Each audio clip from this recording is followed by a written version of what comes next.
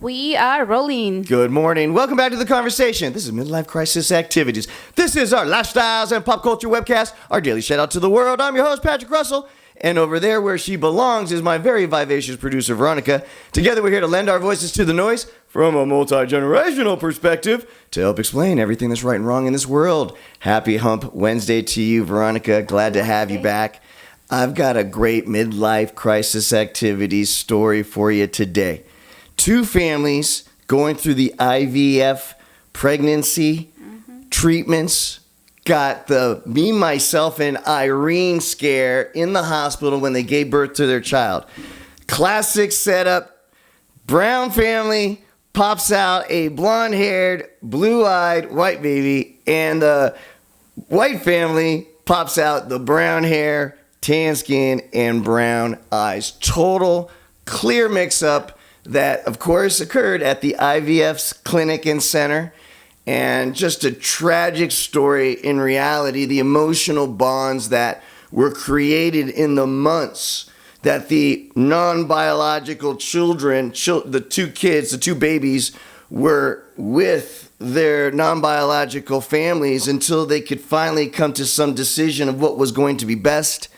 They did decide after 4 months to switch the babies back, that it would be too traumatic moving forward for both families. And so they just wanted to clean the slate, if you will, and do that the best that they can moving forward. Now, both families are going through, obviously, some emotional attachment and detachment issues. It's very clear that both families really bonded with their non-biological child before the 4-month swap. It was 4 months before they ended up giving their non-biological child back and swapping him back for the correct biological child. Yeah. But emotional scars run deep, probably will be there forever. From a younger generation's perspective, I ask you, what do you think would be the hardest part of that tragic story? Giving up the non-biological child or accepting the biological child, but one that you would have to recreate, in some cases, just miss out on the first 4 months of life? How do you feel about that? Well, terrible. I mean, you go to these places, and let me tell you that they're not cheap. Oh, we'll talk about that in just a moment. They go over, just an idea, $20,000 and just to starve.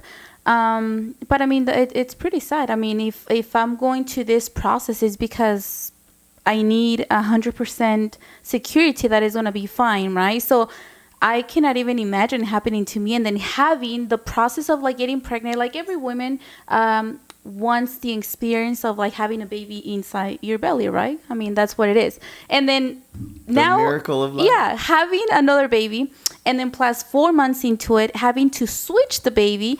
And keep in mind that one of the families, if I'm not mistaken, they had a 9-year-old kid. A 5-year-old sibling, a daughter that also got attached to the non-biological child. And it's really, that was the most confusing aspect of this situation, is what does the parents tell this 5-year-old that the person or the child that they've been bonding with and have been calling their little sister for the last 4 months is not really their sister anymore, it's this person.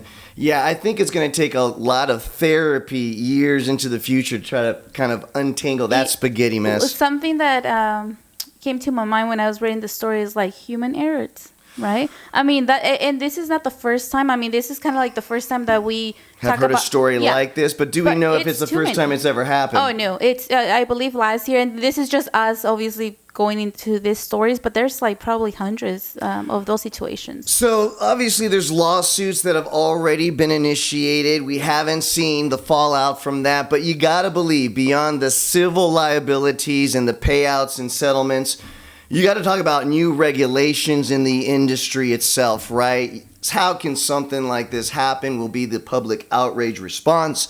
And of course, government regulators are going to come in and make sure that this could never happen again. Once again, we live in a society where our government labels are for the dumbest people on the food chain, right? Yeah, the loose link on the chain, if you will, right? We have to have our government regulate not just for the people that are capable of following common sense rules, but also the people that need a little help. Now, How much do how much do you think they're gonna probably get at the end of the lawsuit for these families? so monetizing this, let's start on what the cost was. For one of the families, the story said that they went through the treatment 2 times. Now, depending on how many of the menu selections they chose from, you are talking about a base of $18,000 for your run-of-the-mill.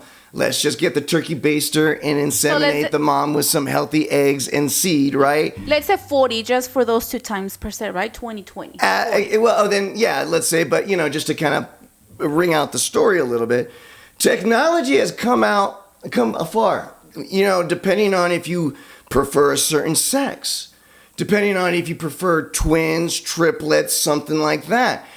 Even certain tests to make sure that your child won't suffer for certain chromosomes like Down syndrome, something to that effect. There is now a designer element to the IVF treatment that can make that 18, 20,000 close to 25, even 30,000 per treatment. And as the story goes, and as we know from personal experience from family and friends, it does take usually 2 treatments, and there's no discount.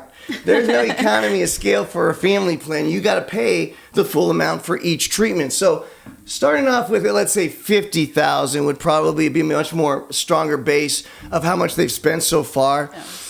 It goes way beyond that. Obviously, we're talking about an emotional toll here that's going to have to be monetized and litigated in court. And it's probably going to have to come up to either a big settlement in the $1 million range or multi-million-dollar ranges done by the insurance companies, or the families are going to press forward and say, no, let's take this to a jury and let's see what a jury of our peers feel that our emotional loss from this debacle, how much it's worth. And that can be anywhere between 10 million, 100 million, you name it, it would be something substantial that would absolutely rock the IVF industry and definitely cascade a whole brand new rules, regulations, and systems to make sure that this could never happen again. And one of the things that happens here is the way you just mentioned. I mean, now with this mistake, they're going to probably raise the prices because they need more people, they need more doctors, more systems, and then now instead protocols and controls, absolutely. Now instead of like 20 just insurance, to start off, the insurance premiums for the industry are going to go up across the board, and of course, as all good businesses in a capitalistic system will do, they're going to pass those additional costs on to the consumer, no doubt. Wow. Last point. So we've looked into this, right? We're in a unique situation as an older generation husband and a younger generation wife, something that we have to look into. Of course, I have a vasectomy to consider. Ouch. Are you going to reveal that right now? So we have definitely some, challenges in front of it, but we've gone to some urologists, so we do have a fairly good game plan, right? But now the cost of things like this, like the reversal itself, $9,000. Right? And that's just the reversal. And now we talk about, well, let's say if we want to do IVF, let's say if we want to get designer with our offspring, well, now you're talking about the additional between $20, $25, even $30,000 in order to have junior, a reality. So it is something that we have a game plan on, something that we've talked about many, many times before. Final note. It's all out of pocket, people. Insurance at this point right now does not cover any of these treatments. So it's definitely quite the expensive journey, let me tell you. Once you guys see a white baby, blue eyes, don't be surprised. Remember, we have the option of choosing eye colors and everything else. So 6'5", smart man, Tom Brady like. Why not? Why not, guys? Guys, please.